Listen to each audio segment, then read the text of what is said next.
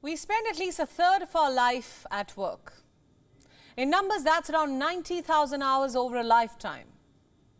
Over the years and with growing work pressures, this number has only grown, which has made it all the more important to ensure that our workplaces are safe. But are they?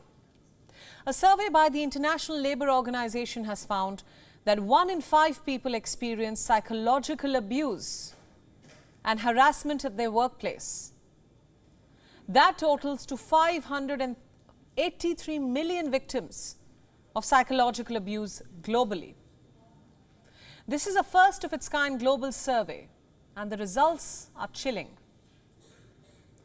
23% of employees globally say they have been harassed at work, and a lot of them have chosen to remain quiet about it.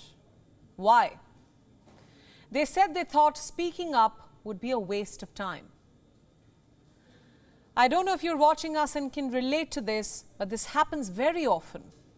People are publicly shamed for an assignment that may not have met someone's expectations, or for a simple human error that even the manager may have made someday.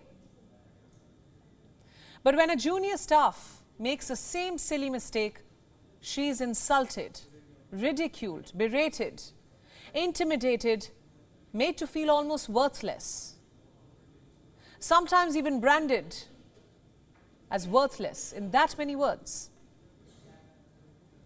While 17.9% of employees worldwide say that they have experienced psychological violence and harassment at work, 8.5% say they were physically harassed. More men report having experienced this. So is it okay for your manager to throw a bunch of paper at you? In many firms, believe it or not, such behavior is normalized.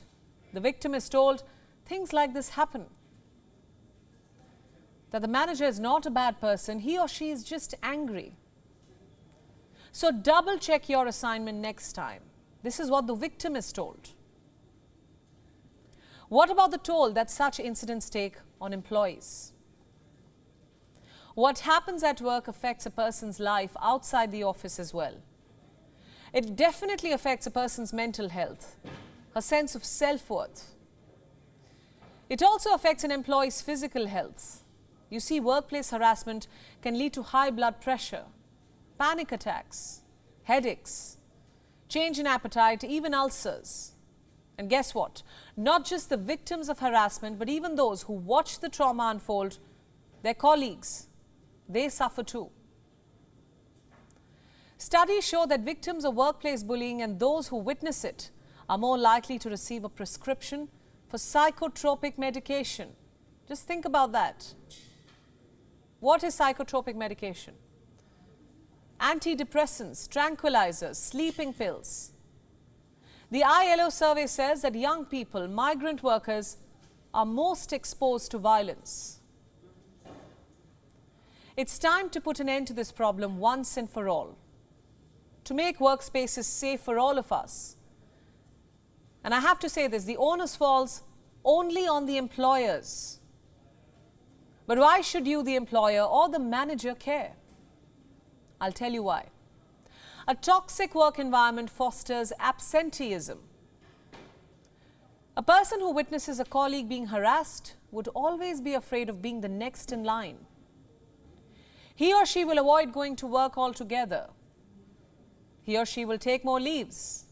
And when at work, he or she will be afraid of making any mistakes, taking risks, which will go on to take a toll on productivity.